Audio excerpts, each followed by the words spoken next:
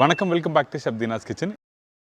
இந்த கார்த்திகை தீபத்துக்கு ஒரு அருமையான அவல் பொரி உருண்டை எப்படி பண்ணுறது பார்க்க போகிறோம். அதே டைமில் எல்லாருக்கும் பிடிச்ச அப்பம், அதுவும் பர்டிகுலராக இந்த கார்த்திகை தீபத்துக்கு பண்ணுற கார்த்திகை அப்பம் எப்படி பண்ணுறது பார்க்க போகிறோம்.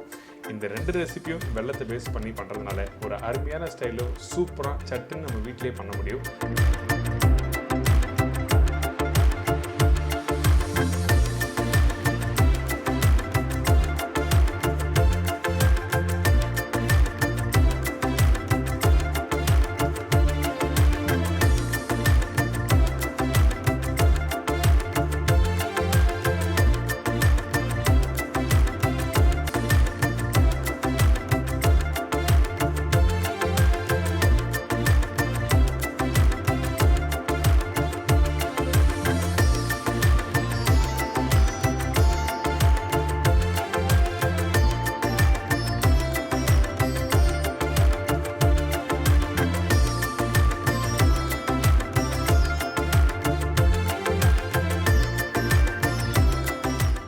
அவல் பொரி உருண்டை பார்க்க போகிறோம்.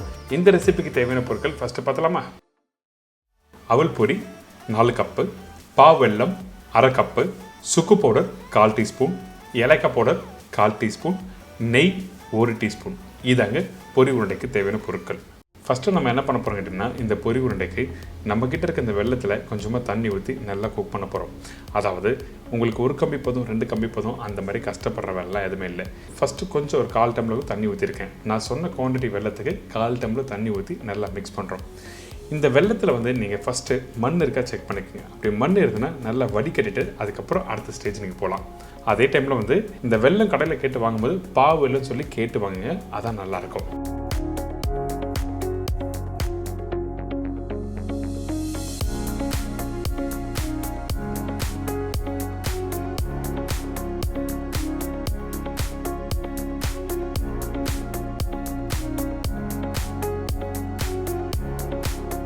இந்த வெள்ளத்தை குக் பண்ணும்போது கொஞ்சம் நல்லா கெட்டியாக வரும். கலர் பார்த்தீங்கன்னா கேரமல் கலர் வந்திருக்கும். அந்த ஸ்டேஜ் வந்த பிறகு ஏலக்காய் பவுடர் கொஞ்சம் போட்டிருக்கோம். அதுக்கு பிறகு சுக்கு பவுடர், இந்த ரெண்டுத்தையும் போட்ட பிறகு நல்லா மிக்ஸ் பண்ணுங்கள்.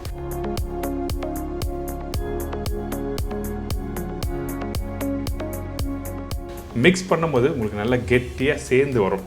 நீங்கள் கரண்டியில் மிக்ஸ் பண்ணும்போது இந்த மாதிரி கெட்டியான ஒரு டெக்ஸ்சர் வந்த உடனே அடுப்பை ஆஃப் பண்ணுறேங்க. இதுக்கு பிறகு நம்மக்கிட்ட இருக்க இந்த அவல் பொரி,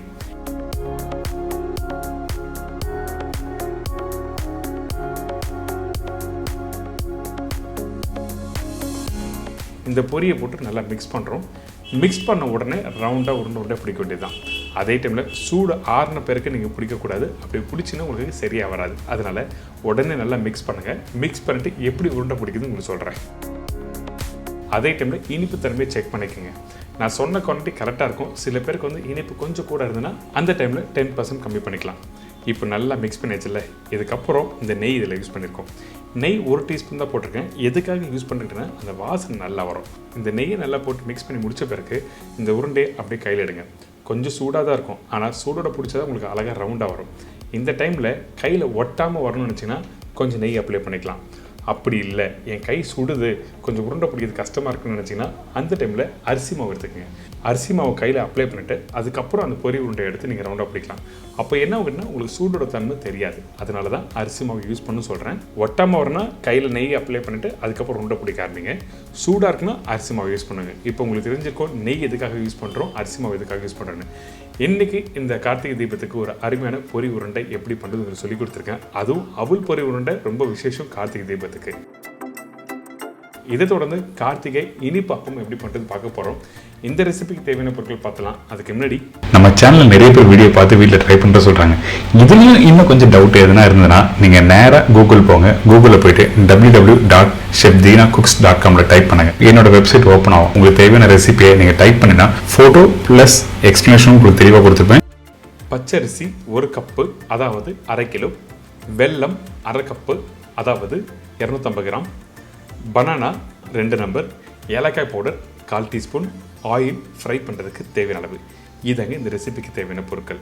இந்த ரெசிபி பொறுத்த வரைக்கும் நீங்கள் முக்கியமாக கவனத்தில் வச்சுட்டு நீங்கள் பண்ண வேண்டிய விஷயம் என்ன கேட்டிங்கன்னா, இந்த அரிசியை ஃபஸ்ட்டு ஊற வச்சுருக்கணும். எந்த அளவுக்கு நல்லா ஊற வைக்கிறீங்களோ உங்களுக்கு அந்த பேட்டர் நல்லா ஸ்மூத்தாக வரும். இதுக்கு பிறகு அந்த தண்ணி ஊற்றி அரைக்கிற பக்குவம் கரெக்டாக இருக்கணும். இதுக்கப்புறம் வந்து ஆயிலில் எப்படி ஃப்ரை பண்ணுறோம், இந்த 3 விஷயத்தையும் கரெக்டாக ஞாபகத்தில் வச்சுட்டு நீங்கள் பண்ணினா ஒரு சூப்பரான இனிப்பப்பம் வீட்டிலேயே பண்ண முடியும். இப்போது நம்ம ஃபஸ்ட்டு என்ன பண்ண போகிறோம் கேட்டிங்கன்னா, இந்த பச்சரிசியை தண்ணியில் ஊற வைக்கிறோம். ஊற வைக்கிற பக்குவம் எவ்வளோ நேரம் கேட்டிங்கன்னா, கரெக்டாக ஒரு 5லேருந்து ஒரு 6 மணி நேரம் நல்லா ஊற வச்சுருங்க. எந்த அளவுக்கு நல்லா ஊற வைக்கிறீங்களோ அந்த அளவுக்கு நல்லா ஈஸியாக அரைக்க முடியும். அதனால தான் ஃபஸ்ட்டு தண்ணியில் ஊற வைக்கணும்னு சொல்கிறேன். அதே டைமில் தண்ணி ஊற்றி நல்லா வாஷ் பண்ணிவிட்டு அதுக்கப்புறம் ஊற வைக்க ஆரம்பிங்க.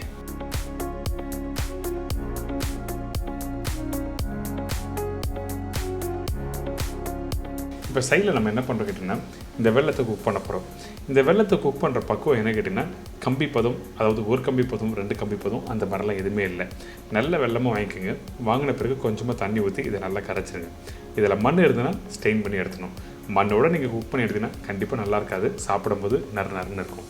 அதனால தான் வடிகட்டிட்டு அதுக்கப்புறம் யூஸ் பண்ணுங்கள். நான் யூஸ் பண்ணுற வெல்லம் நல்ல குவாலிட்டி வெல்லம், அதனால தான் நான் ஸ்டெயின் பண்ணாமல் அப்படியே குக் பண்ண ஆரம்பிக்கிறேன். இந்த வெல்லம் குக் பண்ணுற பக்குவம் என்ன கேட்டிங்கன்னா, கொஞ்சமாக தண்ணி ஊற்றி கெட்டியான பக்குவத்தில் குக் பண்ணி தனியாக எடுத்து வச்சிடணும். தண்ணியை குக் பண்ணிவிட்டு அரைக்கிற பச்சரிசியில் ஊற்றி அரைச்சிங்கன்னா கொஞ்சம் தண்ணி ஆகிடும். அதனால தான் இந்த வெல்லம் குக் பண்ணும்போது கெட்டியான பக்குவத்தில் மிக்ஸ் பண்ணி எடுத்துன்னு சொல்கிறேன். இதுக்கு பிறகு நம்ம என்ன பண்ணிட்டோம்னா, இந்த வெல்லம் தண்ணி ரெடியான பிறகு அடுப்பை ஆஃப் பண்ணுறேங்க. சூடு ஆறின பிறகுனா அரைக்கிற பச்சரிசியில் கொஞ்சமாக இந்த வெல்லம் தண்ணியை ஊற்றி அரைக்க ஆரம்பிக்கணும். இப்போ பார்த்தீங்கன்னா தெரியும், அந்த கரண்டியில் இருக்குன்னா இந்த மாதிரி வரணும். இதுக்கு பிறகு இந்த பச்சரிசி பார்த்தீங்களா நல்லா ஊறி இருக்குது. ஊறின பிறகு நல்லா வடிகட்டுருங்க. தண்ணி சுத்தமாக வேண்டாம். அதுக்கு பிறகு மிக்ஸி ஜாரில் போட்டு அரைக்க ஆரம்பிக்கிறோம்.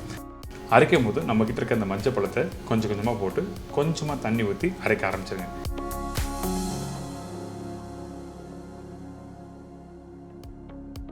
ஃபைன் பேஸ்ட் ஆகணும். எடுத்த உடனே தண்ணி அதிகமாக ஊற்ற வேண்டாம். அப்படி தண்ணி அதிகமாக இருந்ததுன்னா கண்டிப்பாக அரைக்கும் போது ஃபைன் பேஸ்ட்டு கிடைக்காது. அதனால தான் கொஞ்சமாக தண்ணி ஊற்றி நல்லா அரைச்சிருங்க.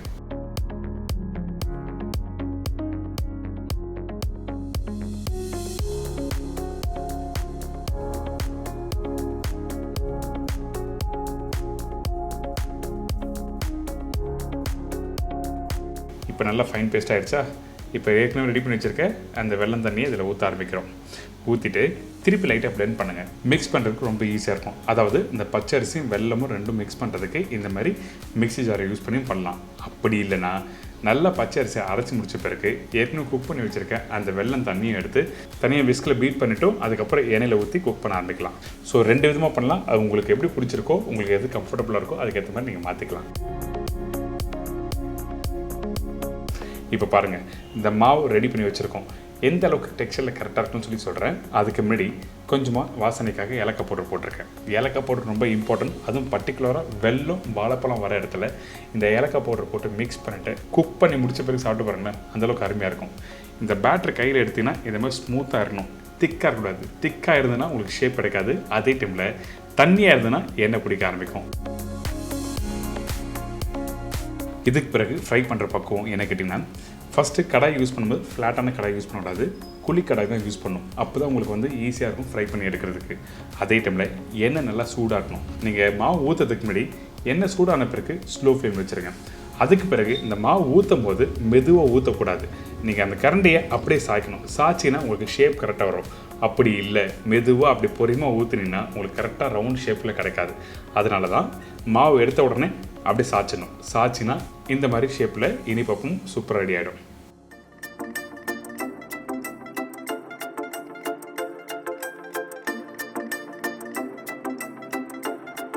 பார்த்தீங்களா, பார்க்குறதுக்கு சூப்பராக இருக்குல்ல.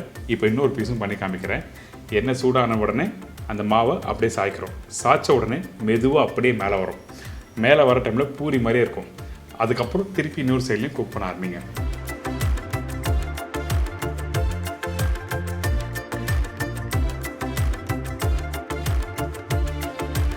கொஞ்சம் கொஞ்சமாக கலர் மாற ஆரம்பிக்கும். அதே டைமில் அந்த பபுள்ஸ் கம்மியாகும்.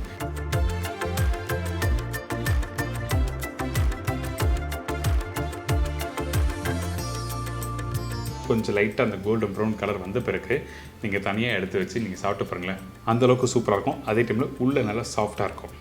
இன்றைக்கி நம்ம சேனலில் 2 ரெசிபி, அதுவும் இந்த கார்த்திகை தீபத்துக்கு அவல் பொரி உருண்டை எப்படி பண்ணுறது, அதே டைமில் இந்த இனிப்பு அப்பம் நம்ம வீட்டில் இருக்க இந்த பச்சை அரிசியும் வெல்லமும் மிக்ஸ் பண்ணி பண்ணுற ஒரு ரெசிபியும் நீங்கள் சொல்லி கொடுத்துருக்கேன். கண்டிப்பாக ட்ரை பண்ணுங்கள். கண்டிப்பாக மறக்காமல் உங்கள் ஃபீட்பேக் கொடுங்க. இதே மாதிரி நாளைக்கு இன்னொரு அருமையான ரெசிபி சந்திக்கிறேன். நன்றி, வணக்கம். See you, bye, take care.